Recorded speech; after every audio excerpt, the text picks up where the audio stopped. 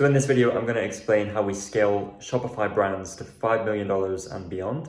I'm going to break down 5 different areas that we apply and that need to be in place in order to achieve that sort of scale, right? So without further ado, let's dive in. What I'm about to talk about today is assuming that you already have a great product, you already have traction with sales, and you have an inventory forecast and supply chain that can support higher sales volume. Because with scale, in order to increase your sales volume, these things need to be in place, right? It's going to be very, very difficult to go from 0 to 5 million with the things I'm talking about today. I'm really talking about if you're already at a level where you're getting traction, you're consistent, you have some performance with new customer acquisition, and you just want to take it to the next level, but are reaching ceilings and don't know how to get past those ceilings, then this video is for you. Okay, so let's dive into it. The first thing is getting clarity on your metrics. And I speak to a lot of business owners, a lot of brands that don't have this clarity. They think they need X ROAS or X CAC or whatever, but they actually haven't done the X-ray into the metrics in their business to understand how much they can actually spend. And sometimes the ROAS target is too high, but also sometimes it's too low, right? So this is really, really important to get clear. And especially if you want to continue scaling, you need to understand at different levels of scale, different levels of ad spend, different levels of sales volume, how do our targets change, right? Can we afford to reduce that target to make it easier to acquire new customers as we scale, or do we not have that luxury? So as I mentioned, get crystal clear on how much you can spend to acquire a new customer, understand what your contribution margin is with those targets you have set, and if that leaves enough room for you to achieve the profit you want after subtracting operating expenses. So you should have a very, very clear breakdown of your financials, right? To understand on a level of contribution margin, like how much you are generating per month. We work with some brands who have a system where they can do that per day, which is really, really helpful. And you can also, in terms of like determining your metrics and your targets based on your costs, you can use the spreadsheet calculator that I've linked below this video. Just make a template, and shout out to Common Thread Collective, where I got this from, right? I didn't make this myself, so credit where credit is due. But we have taken this and adapted it just a little bit to what we do with our clients. But you'll be able to see that there is a link below to access this. So use that to determine what your new customer acquisition target should be as you increase ad spend. That will also be different per product. And this target should be reviewed every month to make sure you're factoring in any adjustments, such as changes in your COGS, your cost of sales, changes in your OPEX, changes in your ad performance, all that stuff, okay? So just important to keep that fresh and updated. Now, once you have that set and clear, now you can feel a lot more confident with your approach to new customer acquisition. And you really want to have 2 main customer acquisition channels or platforms. Like if you're focusing on one main customer acquisition channel, if that's paid ads, focus on 2 platforms and crack them. My advice is Meta and Google. These are the most consistent, robust platforms that we have used to scale brands to 5 million and beyond. And really, when you're testing too many platforms at once, you can create distractions, and that can inhibit your potential on the main platforms that you have more potential with anyway, right? I'm not saying Meta and Google are the only ones that you should be using, or those should be your main 2. Maybe you have TikTok that's working really well for you, right? Maybe you have affiliate marketing that's just crushing and you don't even need paid ads, right? Focus on what's working and just scale that further, right? So that is what I would say for customer acquisition. When it comes to ad creative, so we're diving deeper into paid ads, right? So this is assuming you're running ads and you want to run ads and you want to scale with ads, which is really what our main focus is with our clients, right? We're a marketing agency. We're very holistic. Like everything we talk about today, we help our clients through, and we offer done-for-you services. And this is why I want to talk about ad creative. Okay, so first thing is to take a scientific approach to ad creative, is to change the way you think about ad creative. And I've linked a video below this one in the description where I explain the full process that we use to create winning ad creatives. Like if we were to talk about that now, it would take a lot more time. And I think watching a separate video that's specific for that and goes deep into that will be much more beneficial to you.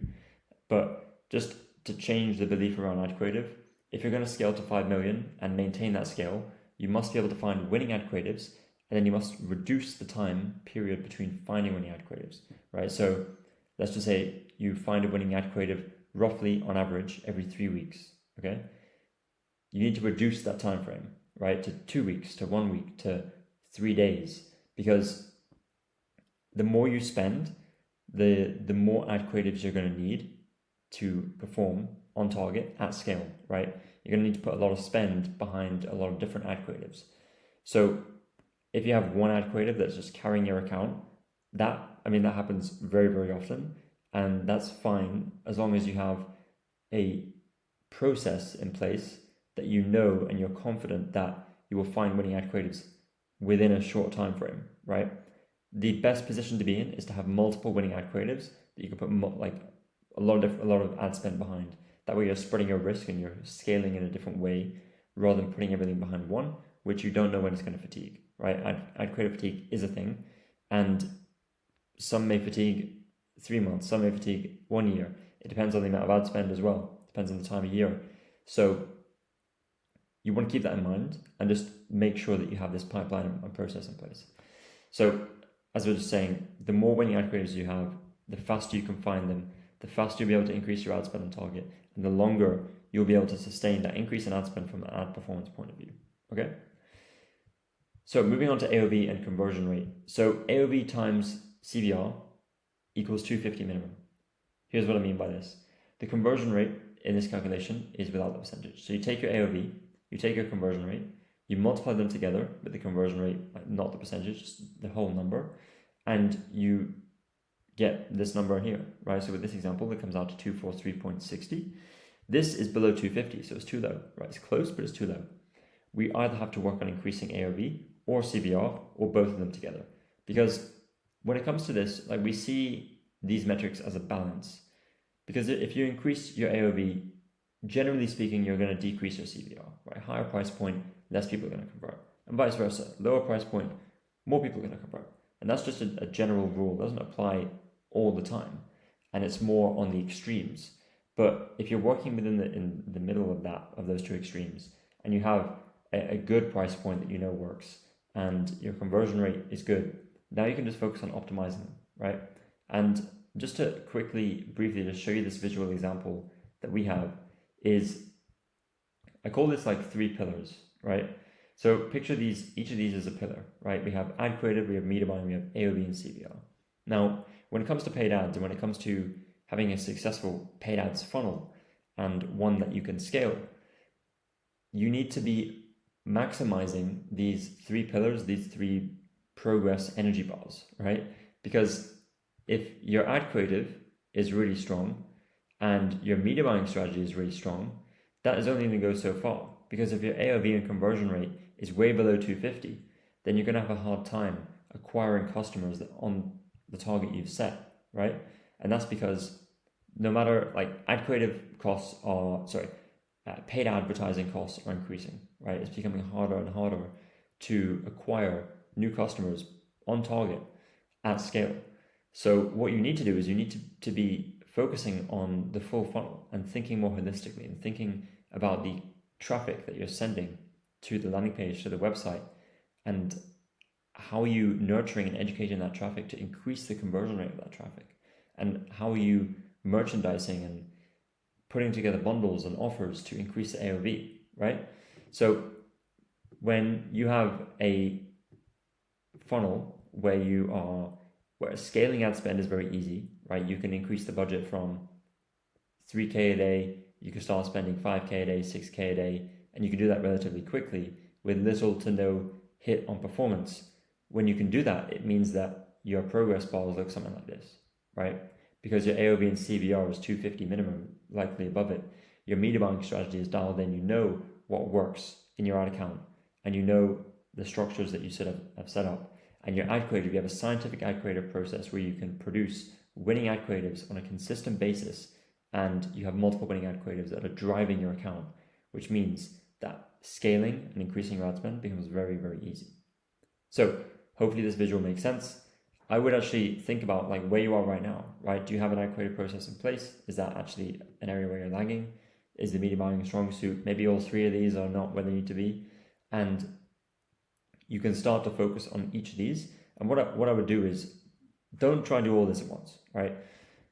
Map out the funnel metrics. So take everything from your CPM, your CTR, your CPC, to what's happening on the website, your conversion rate, your AOV, your add to cart rate, your initiate checkout rate, your purchase rate, and understand where are those, like where in each of those metrics are the weakest points, and start there, right? Because you might find that you have a pretty good outbound CTR, you have a few winning ad creatives, but maybe your AOV and CVR balance is off by a lot. Maybe that's where you should start.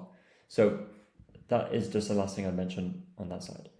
So a few ways to achieve higher AOV and CVR. Of course, conversion optimization, A/B testing, landing pages, improving the experience, educating that traffic. Bundles, they can either be pre-made bundles, build your own bundles, quantity break, such as the more you buy, the more you save, upsells in the cart and checkout, and encourage higher AOV with free shipping threshold and gift unlocks. So you can play around with the free shipping threshold. You can say free shipping is only unlocked when you spend $70 or more. You can unlock a gift if you spend $80 or more. And there are multiple videos on my channel where I go deeper into each of these areas. You can really go down, and if you want to focus on increasing your AOV and conversion rate, I have a lot of videos for that with very, very specific examples, right? And finally, increase returning customer rate. So you should not scale just by relying on new customer revenue. This is dangerous, and you are at the mercy of your new customer acquisition methods. If your returning customer revenue is not strong, then you have a very, very leaky bucket, right? And you need to start to plug those holes.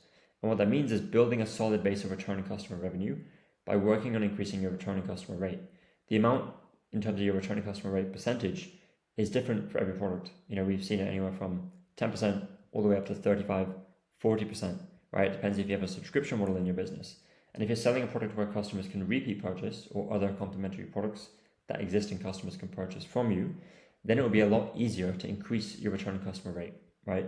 Compared to a brand that's maybe selling a product that is only meant to be purchased one time, and there's not a lot of complementary products and or any complementary products to purchase, right? If you have like a one product store and that product is not a repeatable purchase, like not a repeat purchase product, then you need to look at how you can either make that a repeat purchase product, or introduce other products into your ecosystem, right? So rolling out other products, as I mentioned here, that you can sell more to existing customers, increasing that existing customer LTV and profit. And we focus on email and SMS to increase this returning customer rate. It's the strongest platform we've seen to do this. And if you have all your core flows set up, if you have a strong campaign strategy where you're sending 3 to 4 campaigns per week to different segments, if you have strong deliverability and you're able to consistently hit a percentage of revenue from email and SMS that is strong and gives you that returning customer rate, then it will be much, much easier to scale, because you're not going to be reliant on new customer acquisition, right? Again, there's more videos on my channel about email and SMS specifically, and specifically about retention, and I'd recommend checking those out if this is something that you want to focus on. All right, so that is all for this video. I hope this was helpful. I hope this gives you a visual and a breakdown of the things that we implement for our brands that allow us to scale to 5 million and beyond. And yeah, as I mentioned, there's other videos on my platform, on my channel, where you can learn a lot more about each of these things in detail. All right, so that's all. I'll see you in the next one.